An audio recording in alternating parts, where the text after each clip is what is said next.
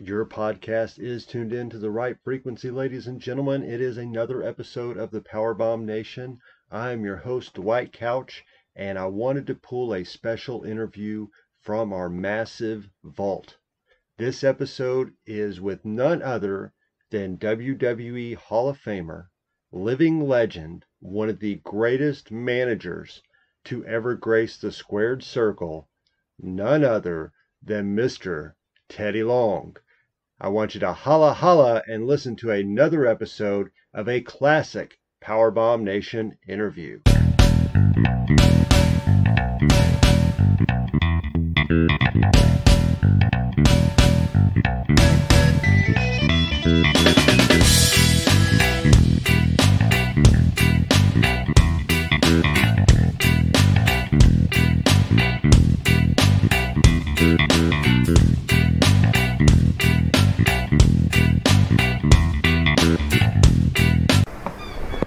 All right, PowerBomb Nation, it is my absolute pleasure to bring to you one of the greatest wrestling personalities ever to grace the squared circle. He is a legendary wrestling performer. Ladies and gentlemen, I don't mark out very often, but I am for this man. Welcome to PowerBomb Nation, Mr. Teddy Long.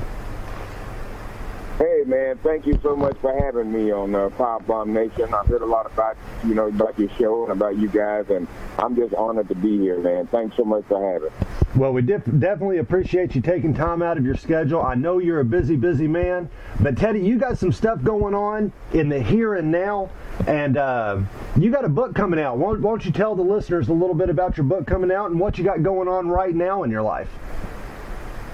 Well, if anybody want to keep up with me and stay in contact with me, they can go to my website. It's teddylong.com. You can go there. You can also, once you go there, you can go straight to my Twitter, my Facebook page, and also it'll let you know exactly what I'm doing for it, working on the independent circuit. I'm doing a lot of that, making a lot of personal appearances, speaking at colleges, schools, churches, and doing a lot of motivational stuff. Trying to help these kids stay in school and stay out drugs and try to stay positive and do the right thing. Now, on the book, we're working on the book. Hopefully, we should have it out by the end of the year.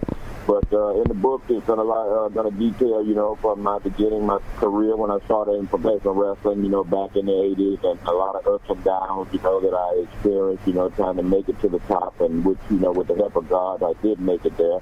But those are the things we're going to be talking about in the book. I don't want to give stuff away because we're still, working on it and writing it. But by the end of the year, the book is going to be out, and everything will be in there for you to read. And other than that, man, I'm just, hanging and banging, thugging and bugging, and keeping it real. Right on, right on. Now, that's a book I will definitely look forward to picking up and giving a read, as well as all the members of the PowerBomb Nation will as well. Now, Teddy, you're one of the most dropped names on my podcast. A lot of these we focus mainly on independent talent, giving the voice to the guys who don't otherwise get a chance to be heard by the fans. But your name comes up in almost every conversation I have. Do you still do a lot with the indie scene? Do you give a lot back to the young guys starting in the business? Well, yes, I do. Also, I'll mention this to you. I'm running a company down in Mobile, Alabama. It's called the AWF, the Alabama Wrestling Federation.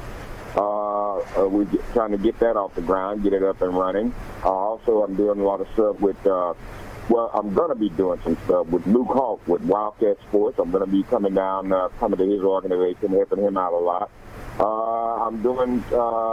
I'm in Theodore, Alabama on April the 23rd for a big wrestling event there at the Theodore High School. And also I'm getting ready to do some stuff with Luke Gallus and, Doc Gallus, Luke Gallus and his brother with the Bullet Club down in Barnesville, Georgia on May the 14th. So I'm staying pretty busy, man.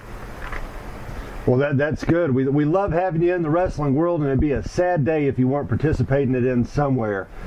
So now, folks, if you're in the areas where you get the chance to see Teddy Long, go out there, support him, show him your love, and support all these guys out there busting their ass on this independent scene, putting on good shows. And the best part is, and I know Teddy will back me up on this, it's good, cheap family entertainment. It's not expensive to go to these shows, and it's a lot of fun. And that's what and I'm glad you brought that up. The prices are cheap, and that's what we want to do. We want to, set a price that, you can afford to bring your family and your kids and not, when you leave, you're dead broke, you ain't got no money because you spend all your money in wrestling. But we don't want to do that. And also, a lot of my plans for the company that I'm working with is, we're going to start giving back to the community, too. We're going to start giving away color televisions, get some kids stuff, to go back to school with, showing the people that we appreciate, what their support and them coming out and supporting us. And I basically encourage all the independent guys to do that. You know what I mean? Go and get something, get some gift cards and stuff and give back to the community. Show them, you appreciate that support, and they'll come and support you. So, that's my thing, try to, work with the young guys. A lot of guys, they're just jumping in the ring, flip-flopping around, and they got a clue about what they're doing. And I don't want it to be like that. I want you to know that once you step into that ring, it's all about making money, and it's all about entertaining people and giving them the best show that you can give them. But don't forget, it's all about the money, too, because you got to eat. You got to pay your bills, so you got to make money. But you can't make money unless you put on a good show, because nobody's not going to come and support you. So my thing is, let's put on a great show, give the people that money's worth. In fact, give them more than what they paid for, So make people happy and make people want to come out and support you. And also give a positive message to the kids that are coming to these shows and letting them know, how important an education is and how important it is to stay off drugs and keep your life straight and do good, because if I made it, everybody can make it. And also coming in the book, too, it's going to be about my past, my problem with drugs and alcohol. I had that problem. A lot of people don't know that, but I really did, and I was able to overcome with the grace of God and help of God. And so I just want to tell people and let them know, I wasn't perfect, I ain't no saint, and I don't think any of us on this earth are. So, let's try to give back and let's try to help each other. Amen on that. That is a great deal, and I really can't wait to read this book, Teddy. I'm so excited after I heard about it. But let me ask you a question. When and how old were you when you fell in love with professional wrestling? I know you started out on the ring crew, but when was the first time that you were exposed to pro wrestling, and what did it do to change your life?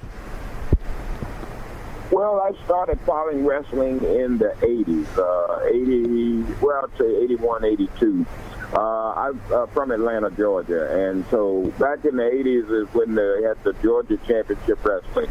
And they used to come to Atlanta to the old TBS studios. TBS, which now, is on cable. Back then it wasn't on cable. It was Channel 17 in Atlanta. And I used to go down every Saturday morning. I'd take my son down. He was about 2 years old then. I'd take him down, and we'd go down and watch him tape the wrestling. So I had the opportunity while I was down there to run into Abdullah the Butcher. He had just came to town, and he didn't have no way. He wanted somebody to show him around. He didn't know his way around. So, just through faith, I just happened to take up and hook up with him. And I started, riding with him, showing him around. And so every Saturday morning that we'd go down to do the TV taping, I would go down with him, and that way I was able to go in the back where the guys were, because I was, riding with Abdullah. So the first thing I started doing is, kind of going to the ring, getting the jackets. The guys were taking off the jackets. I would go to the ring and take the jackets and take them back to the locker room and keep up with their wrestling gear. So didn't get any money for that. Didn't get paid for nothing, but that was just something I just started doing. And to make a long story short, there was a job that came open, they needed somebody to put up the ring, take the ring down. And so I was able, I had been hanging around and they had been seeing me, I was able to get that job. So I started putting up the ring, taking the ring down, which there wasn't no ring crew then. I was kind of basically doing it by myself and getting, people to help me put it up. And one night we went to Cobb Civic Center, and that's in Marietta, Georgia, and I don't live too far from that right now. And we had a wrestling show there, and the referee didn't show up. And so the promoter came and asked me, could I referee? And I told her, well, I never refereed a day in my life. I don't know. She said, well, I bought you a shirt. So here's a referee shirt. Said, go get in there so the guys will talk to you. They'll take care of you. They'll help you. And so the first match I had was Black Bart and Ron Bass. It was a Texas death match. So I was able to start right there. And so that's how I started refereeing. And I kept the referee job for at least about 2 years, and I started riding with Kevin Sullivan and Eddie Gilbert, God rest his soul. And I told these guys about, my career. I started out in radio. I was a disc jockey on a radio station when I was young, and I also worked for James Brown. And I used to turn the radio down, and I would DJ for them. And so they loved that, and they found out, that I could talk. I had no idea what I was doing. And so when they found that out, they went to the promoters, which one of them was Jim Ross. He was very helpful in helping me to get started, and they told Jim Ross that I could talk, and that's how I started becoming a manager. And they put me in with Butch Reed, Ron Simmons. I started managing with those guys, and Doom is what they called them at that time. I had Johnny B. Bad, Ice Train, Scott Norton, Skyscrapers, Danny Spivey, Sid Vicious, and the list goes on. So that's kind of how my career got started. That is awesome. Now I loved you as a ref in the WWE. I'm more familiar with you from all the WWE or the WWF at the time, and you were absolutely one of my favorite referees. I don't go after the referees much, but you were really good. Your expressions and everything in the ring were awesome. You could tell the story as a referee, but then you became a manager in the WWE. Oh, go ahead. Oh, no. Well, not to cut you off, but I heard you say something about, the expressions and stuff. That's how I made it, so long as general manager, because Vince McMahon, his thing is to be real out there. Once you're out there in front of those people, you be real. You make people believe. And, I was just good at that. And I understand, what Vince was all about. And that's how I was able to stay there as long as I did, because I learned his way. And if you learn his way, you'll make it there. So, using expression and stuff is something that I just picked up on my own, but I knew that I had to be real out there. Absolutely. Let me ask you this. What was your favorite match you ever called as a referee? Is there one that sticks out more than the other? Well, not really, man. Golly, I had so many of them. The one that really I liked is when I turned heel. I was at New Orleans at the Superdome, and I had a show. We had a match with the Road Warriors and Mike Rotunda and Rick Steiner. They were called the Varsity Club at that time. And I was a referee there, and they were getting ready to, to make me a manager, and so I had to get, where I turned heel, and it was a pay-per-view there. I can't think of the name of it now, but that was one of my favorites. Another one that I imagine was my favorite. A lot of matches I've refereed with the Rock and Roll Express and the Midnight Express. These guys were outstanding athletes, and they, great workers. And it's always a pleasure for the referee to be in there with some guys that can really work, because they make the referee work, and they make the match interesting. And I enjoyed working with them. So, man, it was just so many of them. I can't remember all of them. But basically, every I had some little mediocre matches, but a lot of main events I had, like Ric Flair and Ricky the Dragon Steamboat at Chi-Town Heat. That was one of the big matches in my career that I refereed. That is awesome. Now, you were also, you came in as the replacement ref when Steamboat, since you brought him up, won his NWA championship, and that was also in Chi-Town. Yeah, that was Chi-Town Heat in Chicago. Now, you mentioned, of course, you managed everyone from Ron Simmons to Johnny B. Bad, the Skyscrapers, which include Mean Mark Callis, Too Cold Scorpio, Ice Train, Rodney Mack, Mark Henry, D'Lo Brown. But one name I came across that I never realized, you managed Chris Jericho? Is that correct? I did that for a day or two. I think it didn't last too long, but I did manage him for a little bit. Okay, that was very interesting in my research. I found that, and I was like, well, I never knew that Teddy and Chris, had a relationship as a manager, but that is cool to know. What was it like working with D'Lo Brown? Sorry, I didn't mean to cut you off. Man, I enjoyed. Oh, that's all right, no problem. D'Lo was great. I enjoyed working with him. He's like the first guy I had a chance to walk out with. I remember walking out with him, and we cut this promo on Tommy Dreamer.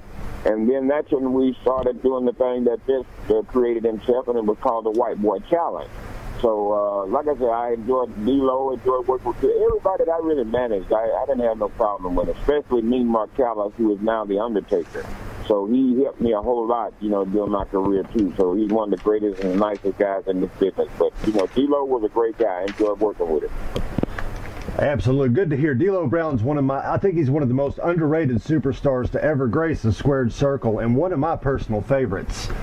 Now, of course, we all know that the guys learn a lot when you're traveling on the road and, ribbing each other and such. Who were the guys that you most enjoyed traveling with when you were on the road? I enjoyed traveling with APA, with Bradshaw and Ron Simmons when I first went in. Well, they weren't the first guys when I went to the WWF, but they came, as I, stayed there for a minute, I ended up riding with them. But I had one of the greatest times in the world with them. You talk about a couple of crazy guys and pranksters. That Bradshaw was really a prankster, boy. He pulled a lot of pranks on a lot of people, but it was fun. We had fun back then, so I think the APA was the guys I really enjoyed traveling with most. Awesome. Now, you were on JBL. He has his show on the WWE Network and YouTube. Now, you have been on his show a couple times as yourself with some court issues. Is that correct? Is this like the kangaroo court? With some who? With JBL? Oh, Wrestler's Court. Yes. Yeah, it was called Wrestler's Court at that time. They had me in the Wrestler's Court. The Undertaker was the judge at the time. And they put me in Wrestler's Court for selling Viagra to the boys.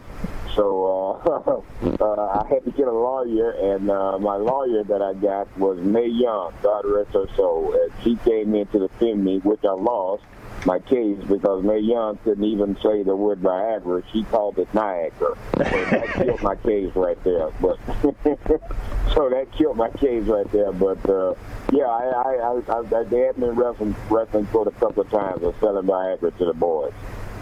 Oh, that is too good. So now, who did you most enjoy coming to the ring with as a manager? Wow, let's see. I tell you, I really enjoyed coming. When Mark Henry teamed up with Rodney Mack and they became a tag team, I really enjoyed working with both of those guys. They were great coming to the ring with. Butch Reed and Ron Simmons, to go back, back in the day, they were great. I really enjoyed managing them. Basically, everybody that I got with, I enjoyed it because I made it work for us. I wasn't just the only one there. All three of us, everybody needs to be a team. And basically all the guys that I managed, I got along with them and we became a team. And I enjoyed working with each and every one of them. Right on. So now, tell me, if you had the chance to manage either an up-and-coming indie star or one guy that's maybe passed that was a legend in the business, if you had one chance to manage anyone you could right now, who do you think that you would choose? Well, I've seen a couple of up-and-coming guys that have been in NXT, and I just seen them. They make their debut on the WWE on Monday Night Raw, and that's Enzo and Taz. Golly, I love those guys, man. They are absolutely great and very entertaining. So I would definitely like to be, a part of them. There are a lot of, guys that I see on the indie scene. They got a guy that's down in Mobile, Alabama, that he's a real good worker. I'm just waiting on, him to get discovered. His name is Too Quick. He's down there. I really enjoy, maybe if I could, get him on the roster, bring him up, I really enjoy doing some stuff with them. But basically, everybody that, contacts me now, they just basically want me to come in and be the GM. I mean, that's my thing. Everybody really wants me to do that and to make that tag team match. So I imagine basically I would just try to stay in my GM role. But if I had to manage somebody, I'm willing to do that too. So now, you were the SmackDown GM. You're one of the best GMs. You and William Regal and Vicky Guerrero, I would have to say, are the three best GMs that Vince McMahon's ever put on TV. How did you get that role? Well, when did that happen? Well, I appreciate that. Thank you very much. I had no idea that I was going to be the general manager. Once Vince McMahon found out that I could talk, I think that's what sold him.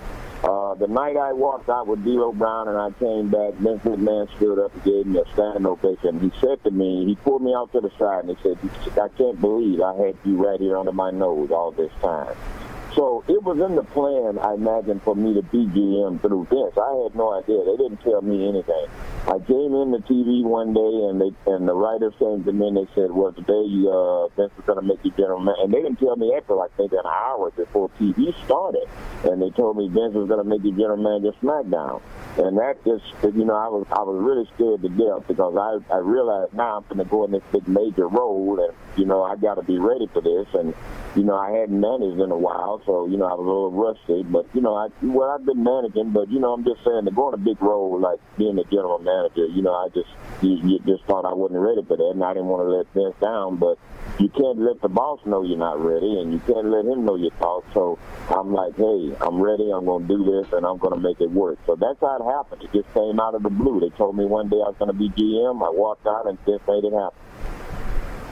And now, how long were you in the WWE? I stayed in the WWE for 15 years. I started there in 1998, and I was general manager of SmackDown for 9 years.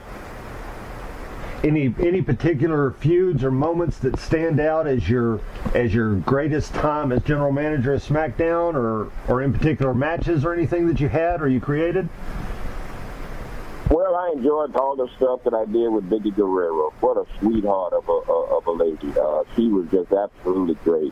And all the things that I did with her was outstanding to me. They were great. I enjoyed the wedding where I was getting married to Christopher Marshall, and I supposedly had the heart attack.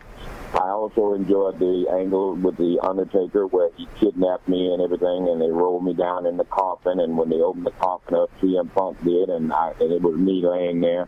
That was a great moment. So I enjoyed that storyline. And basically, you know, everything that I did, I enjoyed it. You know, anything, and I think that's what Vince realized, that anything he put me in, I had chemistry with everybody. I could work with anybody. I didn't care who they were. You just bring them on, you know. I would adjust, you know, and make things happen for us. So this, like I said, the Undertaker storyline, all the stuff I did with Vicky Guerrero, those were great, and I enjoyed all of those. Oh, that's good. I know from a fan's perspective, you and Vicky Guerrero had some of the best on-screen chemistry I've ever seen out of any performer that's graced the squared circle, and you two were dynamite together. I mean, it couldn't have been any better. I don't know how planned it was, or if it just happened that way, but it was good stuff. Well, you know, it just basically wasn't a plan. I mean, Vince put that thing together, and me and her just started working with each other. And it was so great. She was such a sweetheart, you know. And a lot of people don't know, but I started her to saying, excuse me. She said that one day to me or something. You know, we were talking or discussing something, and she said, excuse me? And I'm like, that's it. That's it right there. You know, I said, continue to say that. I said, please say that. And that's how she started with the excuse me. So we was basically helping one another. When I was pushing her in the wheelchair, there were things that I would tell her, you know, I said, make me do this, make me do that, you know, I'll get it over, you know, but just get on me, you know, just treat me like shit, you know, and that's what the people want, you know, the more she humiliated me, the more that they wanted to see me come back. And going back to facial expressions, those were some of the expressions that I used with Vicky Guerrero that I didn't have to talk. You could see it in my face that, hey, one day he's gonna get you. You know, and that's what expressions mean. You know, you can sometimes you ain't gotta talk. You can do it on your face. Right on. So now you were inducted into the NWA Hall of Fame in 2012. What was that a crowning achievement? Is that something you look upon fondly? Well, yeah, anytime, you know, someone thinks enough of you to put you in something like that, it's certainly an achievement, you know, because I started back in NWA, you know, back in the day. Dusty Rhodes, God rest his soul, he gave me my first job. Dusty, God, what a great man. So that was certainly an achievement for me. The NWA Hall of Fame, I also, they inducted me in Combat Sports Hall of Fame. That's down in that's down in Mobile, Alabama, too, which goes over into Pensacola, but it's Combat Sports. Right, and that was in 2015. You know, yeah, 2015, that's right. So that was an achievement, too, because I really didn't know these guys, and they took enough, you know, thought enough of me to go ahead and do something like that for me, so I was really appreciative of that. Very good. And Teddy, I know we're running a little short on time here, but I got a couple more questions, and I'll let you get out of here and get to your day. what are some of the things, and now these not necessarily wrestling related at all, but what are some of the things that inspires you and that inspired you growing up? Like I said, I had a pretty rough past coming up. I finished high school. I didn't go to college or anything like that. But after I got out of high school, I got with the wrong crowd and everything, and just went off the deep end. But basically, what inspired me is, I was able to overcome drugs and alcohol and stuff like that, and God really blessed me to get in a position, that I got in. So that was very inspiring, just to be able to live my dream, and my dream was to make it in professional wrestling. And I did that. I mean, I went as high as anybody could go. I mean, I'm not a wrestler, so I didn't have to worry about trying to be the world champion. But I did go, managing Raw and SmackDown and ECW. I mean, you can't go no higher than that. So my goal was achieved thanks to Vince McMahon, and that's basically one of my great achievements, and that's kind of what inspired me and kind of kept me on the right track. Awesome. Now I know you're a religious man and you're a big family man, and I heard the story and it touched my heart, and I would hope that you will share that with the PowerBomb Nation. But it's about the dance that you do when you come out in front of a live audience, and a certain family member who inspired that dance. Would you share that story with us? Yeah, I sure will. The dance started with my grandson now, which he is 12 years old now. And at the time, I guess he was maybe 2 years old. And he was trying to learn to walk. So we bought this little thing, it's like a walker, and we, sit him in that so he could try and, learn how to walk. So we put him in that walker, and every time he'd get in there, he didn't want to walk, he just wanted to go up and down, up and down. He could bop up and down in that walker, and it was just so amazing to me to see him do that. And so I used to talk to him all the time, real close with my grandkids. So I used to tell him, I said, hey, I'm going to go do your dance on TV. I'm going to do your dance on TV. And I went to TV, and I started doing that dance, but it was for my grandson's entertainment. I wanted him to see me doing what he was doing in the walker. I called it his dance. So that's how the dance started. My grandson inspired me to do that, and I'd go back home and I would tell him, hey, look, see, I'm doing your dance, And the next thing I know, the people bid on it, they liked it, and they wanted to see me do the dance. Oh, that is great. I heard that story, and it just, it brought a smile to my face, and it really did warm my heart. It was a really awesome story, and I thank you so much for sharing. Well, the other one too, I'll tell you this one, Player, that started with my dog. I had a Labrador Retriever named Boss. And I just never called him by his name, Boss. I would always just tell him, Boss, come here, Player. And come on, Player, let me, and I just started calling that the Boss, and I just took it to TV. And not, it wasn't that I created Player. I heard a lot of rap stars, and they were saying that, before I even started saying it, but I don't think it was really out there until I put it out there.